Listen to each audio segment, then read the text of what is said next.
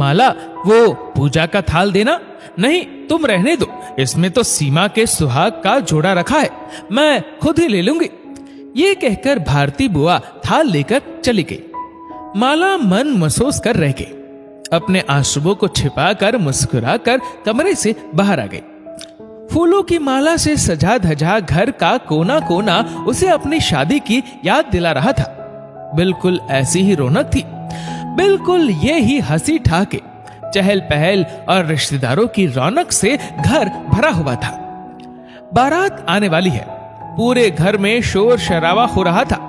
दुल्हन बन के माला अपने होने वाले पति भावेश का इंतजार कर रही थी। मन में हजारों सपने लेकर माला ने भावेश को अपनाया। माला और भावेश की शादी घर वालों की मर्जी से हुई थी, फिर भी लगता था कि जैसे लव मैरिज हुई है। दोनों का वैवाहिक जीवन बहुत ही सुखमय चल रहा था। शादी के कुछ समय बाद माला और भावेश हिल स्टेशन घूमने गए।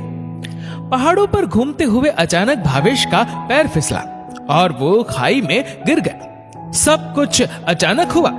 माला अपने होश खो बैठी। स्थानीय लोगों की मदद से माला को घर पहुंचाया गया। बेटे को खोने के गम में माला की सास माला को अपशकुनी मानने लगी। तू अकेली क्यों आ गई? मेरे भावेश को कहां छोड़कर आ गई? अरे भावेश की जगह खाई में तू गिर जाती तो अच्छा रहता। तूने ही मेरे भावेश को खाई में गिराया है, मनहूस कही की। तुझे भी कभी सुख नहीं मिलेगा, तू भी मेरी तरह जीवन भर तड़पती रहेगी। ससुर जी समझाते कि एक औरत होकर तू औरत का दर्द नहीं समझती है, इसमें इसका क्या दोष? हमारे भावेश की इतनी ही सांसें थी। सास के रोज रोज के तानों से परेशान माला ससुराल से मायके रहने आ गई।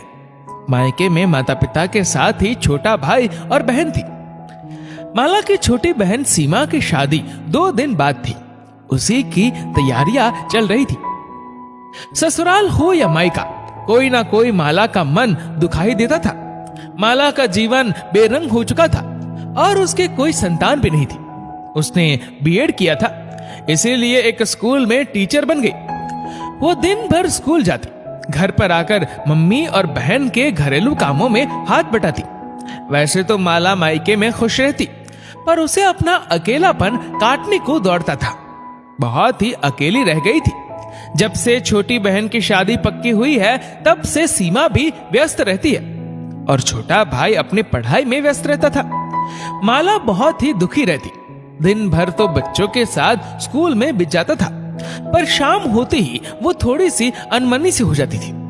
वैसे तो माला के स्कूल में ही नितिन सर थे, जो माला को पसंद करती थी, पर माला को समाज और परिवार का भय हर वक्त सताता रहता था। ससुराल में लोग क्या कहेंगे, मायके में भी पिता पुराने विचारों के थे। माँ की पिताजी के सामने चलती ही नहीं थी। उनके लिए माला का दुर्भाग्य है और जीवन भर उसे ऐसे ही रहना है। माला के साथ सभी ऐसे व्यवहार करते कि जैसे वो अछूत हो। किसी भी शुभ काम में उसकी उपस्थिति नगण्य ही रहती। विधवा होना तो कोई अपराध नहीं है। किसी व्यक्ति की जीवन या मृत्यु आपके हाथ में नहीं है। समाज का आज भी विधवाओं के प्रति दृष्टिकोण सही नहीं है। विधवा होना किसी के हाथ में नहीं है। लड़की पहले भी जीती थी, पर विधवा होते ही ससुराल वाले उसे ही दोषी मानने लगते हैं। हर बार हर घटना के लिए औरतों को ही दोषी ठहराया जाता है। मन से माला भी नितिन को चाहने लगी थी, पर अपनी भावनाओं पर नियंत्रण रखा हुआ था। अभी उम्र भी क्या थी, पिछले महीने ही 30 की हुई थी। सीमा की शादी में 2 दिन बचे थे। सारे नेक चार होने बाकी थे। माला का मन खुद को कचोट रहा था। तभी उसने सीमा से बात की और एक निर्णय लिया और नितिन से बात की। नितिन मंदिर में मिलने आया। माला ने माता के सामने नितिन से पूछा, क्या तुम अभी मुझसे शादी करोगे, मेरी मांग भरोगे?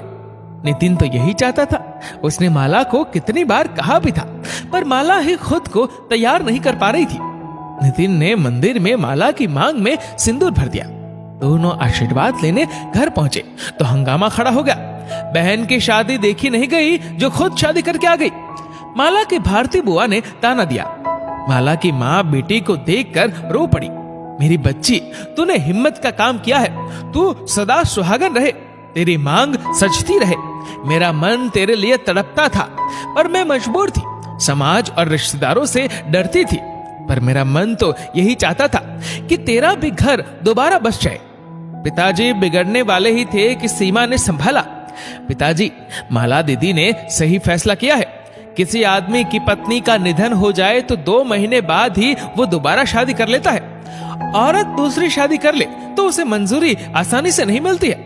आदमी के लिए अकेले जीवन बिताना मुश्किल होता है, तो औरतों के लिए भी कहां आसान होता है। विधवा को समाज इज्जत नहीं देता है, उसे अछूत समझता है। विधवा औरत हमेशा सवालों के कटघरे में ही खड़ी रहती है। पल पल उन्हें समाज को सफाई देनी पड़ती है। आखिर क्यों? अब तो समाज काफी बदल गया है। विधवा विवाह भी हो रहे हैं। ससुराल वाले खुद बहू की दूसरी शादी करवाते हैं। समाज बदल रहा है, पर माला दीदी की बदकिस्मती देखिए। ससुराल वालों ने निकाल दिया और आपने अपनी बेटी के दुख को समझा नहीं, उसे उसका दुर्भाग्य मान लिया। एक बार भी कोशिश नहीं की कि दीदी का दोबारा घर बसा दे। सीमा के मुंह से यह सुनकर पिताजी शर्मिंदा हो गए। मैंने दीदी का अकेलापन देखा है, इन्हें रोते हुए उदास देखा है। मुझसे ये सब देखा नहीं जाता था। जीवन की शुरुआत कभी भी की जा सकती है। जीते जी तो जीवन कभी खत्म नहीं होता है। दीदी को भी जीने का हक है। क्या सारी उम्र वो आंसू ही बहाती रहती? ससुराल और मायके में ताने सुनती रहती? आखिर किसके भरोसे जीती? ससुराल वालों ने निकाल दिया, मेरी शादी हो जाती, कल को छोटू का भी घर बस जाता। माला दीदी क्या यूं ही जीवन भर अकेलापन सहती? मुझे माला दीदी ने नितिन जीजू के बारे में बताया था। मैंने उन्हें कहा था कि उन्हें अपनी जिंदगी देखनी चाहिए, ना कि परिवार, समाज, रिश्तेदारों के बारे में सोचना चाहिए। सीमा आंखों में आंसू भरते हुए बोली, माला दीदी, मेरे मन पर एक बोझ था। मैं इस शादी से खुश थी, पर आपके लिए मन दुखी हो रहा था। आपने सही वक्त पर सही फैसला किया है। भारती बुआ, आपके हिसाब से विधवा अशुभ अपशकुनी होती है। वो सुहाग के किसी काम में सुहाग की किसी चीज को हाथ नहीं लगा सकती। पर अब माला दीदी सुहागन है, अब तो वो मेरे सारे नेकचार कर सकती है। भारती बुआ सीमा की बात सुनकर चुप हो गई। पिताजी, आप दीदी और जीजू को आशीर्वाद दीजिए, आपकी बेटी का घर बसने जा रहा है। माला के पिताजी ने आशीर्वाद भी दे दिया। अगले दिन नितिन के घर वालों को भी शादी में आमंत्रित किया गया। सीमा की हल्दी, मेहंदी और बाकी नेकचार माला ने ही किए। सुहाग के जोड़े में सजी धजी सीमा को देखकर माला ने बलाइयां ली। मेरी बहन, तेरे साथ की वजह से सब संभव हो गया, वरना मैं अकेलेपन से संघर्ष करती रहती। माला दीदी, आप भी सदा सुहागन रहो और खुश रहो।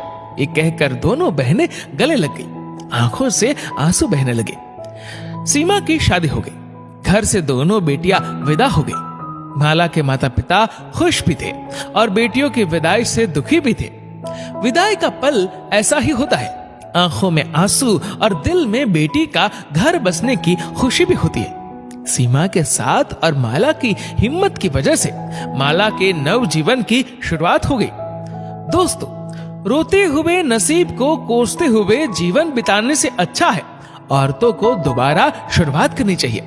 जीवन साथी का साथ हर कदम पर चाहिए होता है। समाज और रिश्तेदार थोड़े दिन बातें बनाएंगे, फिर सब अपनी दुनिया में व्यस्त हो जाएंगे। आपका दुख और अकेलापन बांटने कोई नहीं आएगा। सिर्फ आपका साथी ही हर कदम पर आपके साथ होगा।